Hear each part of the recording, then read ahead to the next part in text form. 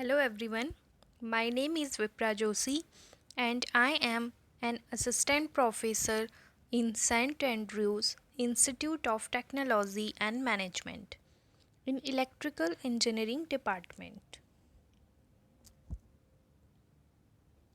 Today I am going to deliver a lecture on subject of transmission and distribution. In this video, I will be explaining voltage control and capacity of synchronous condenser. This is unit second topic of fourth semester in electrical engineering branch.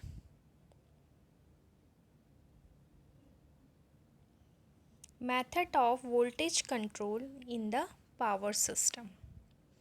Voltage regulation is measure of change in voltage magnitude between the sending end and the receiving end of a transmission and distribution line. So it is the difference between the magnitude of sending end voltage and receiving end voltage. It has two sides. First is sending end side and second is receiving end side. Or we can say the voltage at the sending end denoted by V S and receiving end voltage denoted by V into VR. Okay, so because of line impedance, some voltage drop happens in the transmission line. That's why the voltage drop is having in the transmission and distribution line. And the another reason of the voltage drop is the type of load connected on the receiving end side.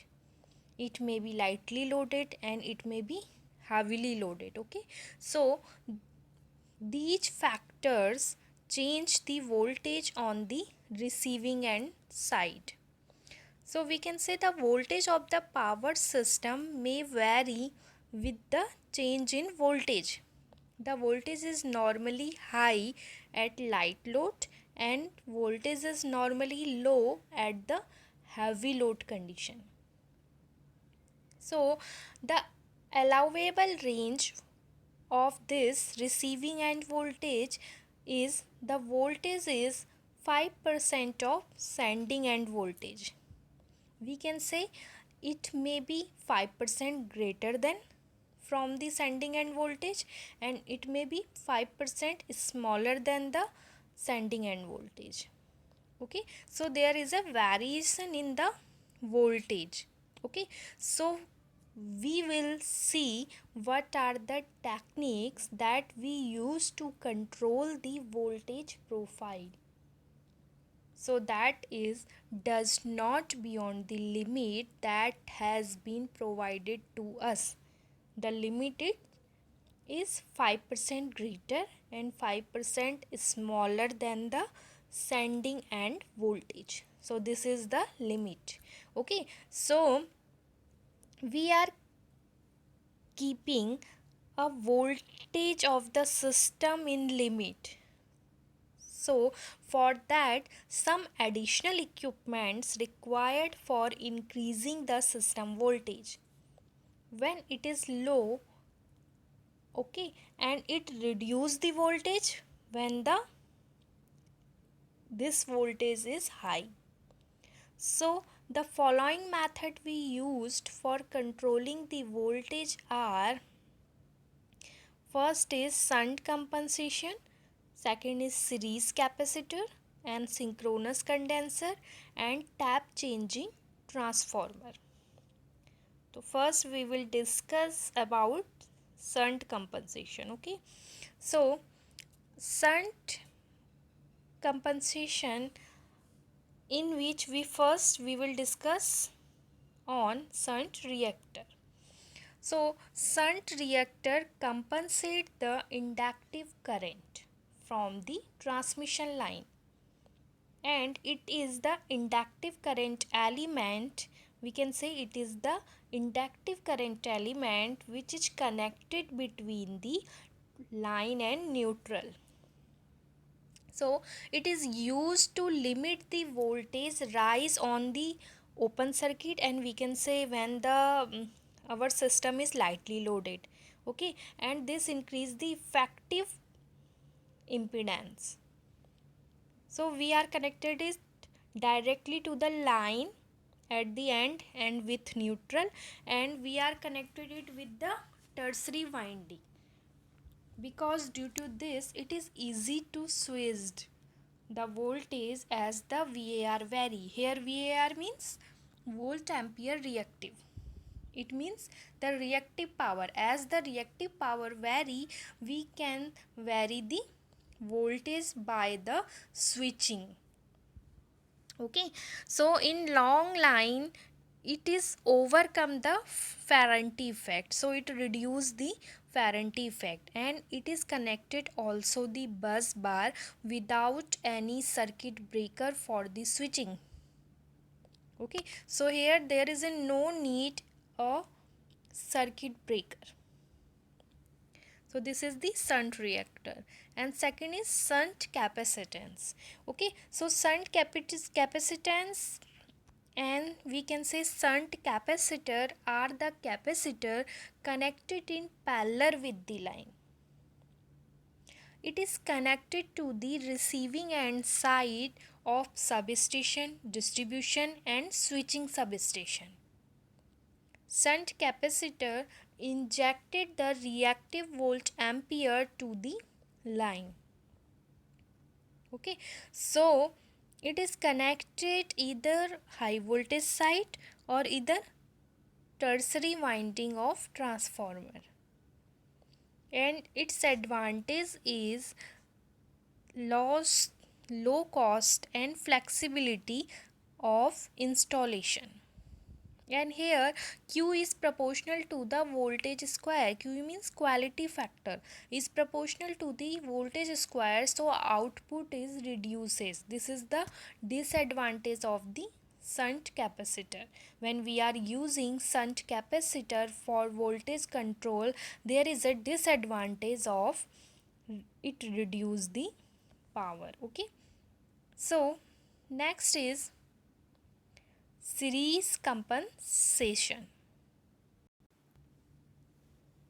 Series compensation improves the system voltage by connecting a capacitor in series with the transmission line. Okay, so in series compensation, reactive power is inserted in the series with the transmission line, for which it is for improving the impedance of the system. Now it improved the power transfer capability of the line also. So here the I square R losses is very low. Okay, and it improved the power system capability and also a voltage regulation. So we are saying that series compensation has several advantages, like it increase the transmission capacity, improve the system stability and control the voltage regulation, and ensure the proper load division among the parallel feeders. So we are saying that here it is used to improve the transfer capability.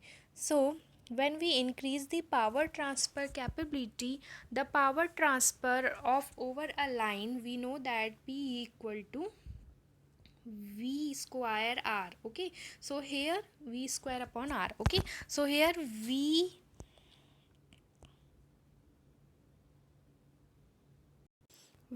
is Vs into Vr upon XL into sine delta, where P1 is the power transfer per phase.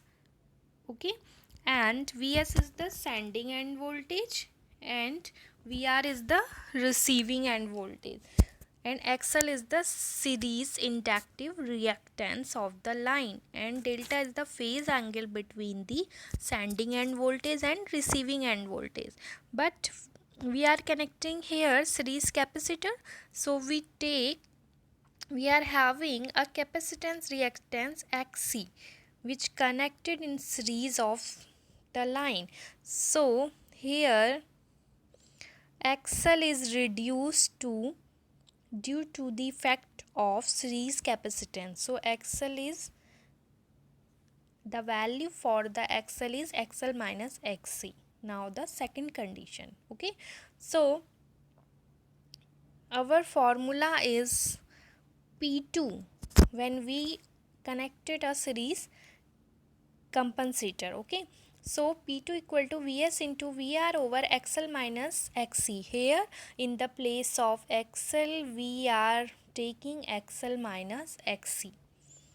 Okay, now sine delta. Now when we are dividing P1 over P2, it is XL over XL minus XC, and we can say it is 1 over 1 minus XC over XL, and we can say it is 1 upon 1 minus K. So here K is the XC over XL, so it is the ratio of the XC over XL. It means it is the ratio of the capacitance reactance and inductive reactance. Okay, so the factor K is known as the degree of compensation or compensation factor, and if we want to represent it at per unit system, we can represent by K equal to XC over XL per unit system.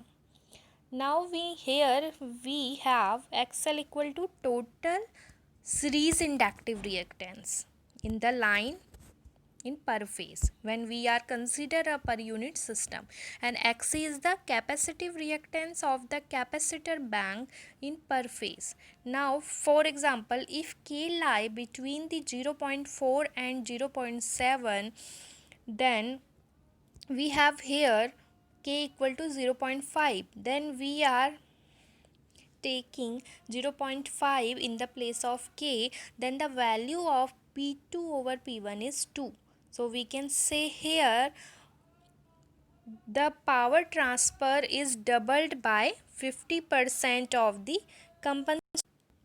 Now the next is synchronous condenser. So a synchronous machine running without a prime mover or mechanical load we consider here. Okay, so here the synchronous motor is running without the load, and it is connected the load at the receiving end, and it observe or generate the reactive power by varying the excitation of the field winding. So here we use excitation for the field winding, and it keeps the voltage constant at any condition of the load. Okay, so due to this it improved the power factor of the system. So normally it is connected to the tertiary winding of the transformer, and it started as an induction motor, then it is synchronized. Okay, so with the voltage regulator it is automatically adjusts your VARS to maintain the constant voltage.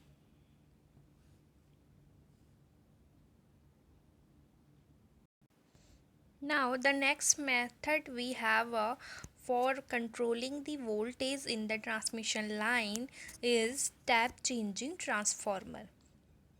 Here we have two methods, on load tap changing and off load tap changing.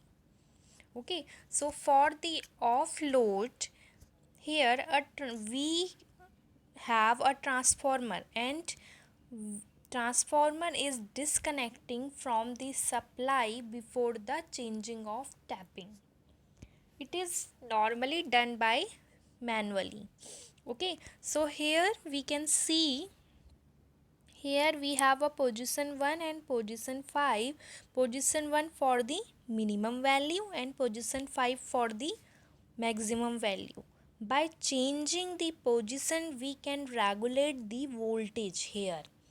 So position of tapping is also denoted the number of turns, how much number of turns include there, and by this we can getting the output voltage by moving the movable arm. Here we have a movable arm on the right side, and here this is the input side. Here we have a primary voltage. Okay, so when load is increases, we can say voltage drop is also increases. Then there is a momentum of arm in starting for the tapping the voltage, due to which we can regulate the voltage as we want. Okay, so the next is on load tap changing. Okay, so on load tap changing is the arrangement is used for changing the turn ratio of the transformer. We are doing here change the turn ratio because for regulating the system voltage. So when the transformer delivered to the load, here disadvantage for this is voltage surge due to the high voltage drop. Okay, so it is the widely used, so no interruption of the supply voltage, and secondary is divided into the parallel path, so current is also divided. Okay, so tap changing operation is performed one after another. Now the next is synchronous condenser. It is the capacity we can discuss here, the capacity of the synchronous condenser. When a synchronous motor is operated at no load and overexcited, then it is called the synchronous condenser. It means synchronous condenser is nothing, it is the synchronous motor which is operate at the overexcited mode and operate at the no load. Okay, so when it is overexcited, then it provide a leading current and work like a capacitor. So if we overexcited the rotor, what will happen here? So a stator, instead of observing the reactive power, will start to delivering it. So it is start to delivering the reactive power. Then motor behave like a source of reactive power, just like a capacitor. So due to which we can improve the power factor. And here the level of excitation is proportional to the how much reactive power you want. Okay, so synchronous condenser also used PLC. Okay, so synchronous condenser used PLC for the power factor controller, which automatically control the excitation and generate the required reactive power, because we want to reactive power for any operation. Okay, so here we can also understand this by the phasor diagram. When we have a here we have at first the phi 1 power factor, and we have a power current is P1 at this place. Okay, so when we connected our system with the synchronous condenser, it is connected to the parallel of the load, so some of the lagging reactive power is compensated by the leading reactive power, because it is work as a reactive power source, so it is lead the power.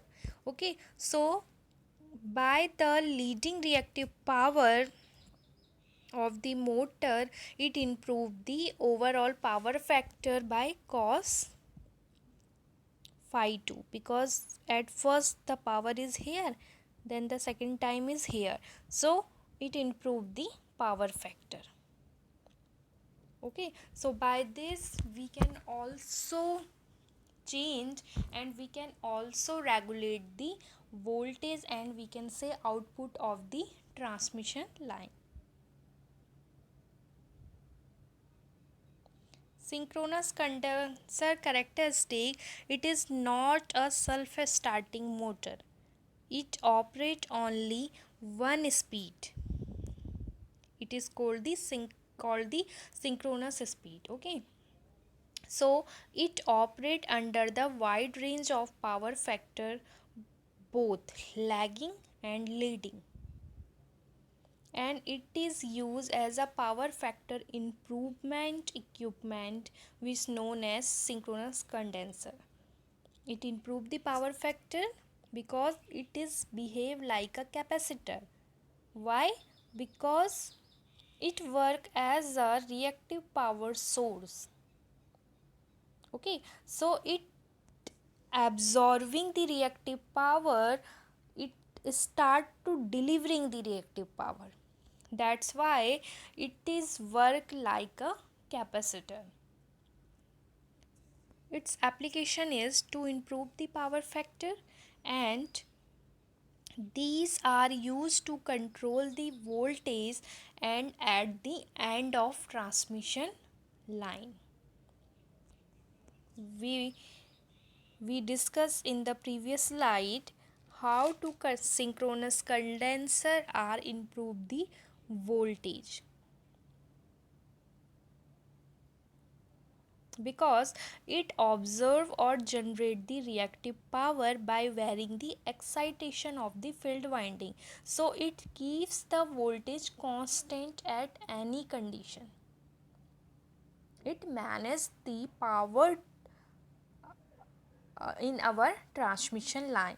Okay, so by this it can manage the voltage, and we can say it keeps the voltage constant at any condition, and it also improve the power factor. Thank you.